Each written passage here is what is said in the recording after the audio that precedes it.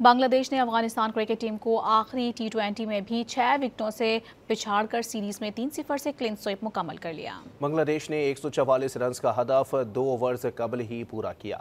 बांग्लादेश ने Afghanistan cricket team को आखिरी T20 में भी 6 विकेटों से पिछाड़कर सीरीज में 3-0 से क्लीन स्वीप मुकम्मल कर लिया। बांग्लादेश ने 144 रन का हदफ 2 ओवर से कबल ही पूरा किया।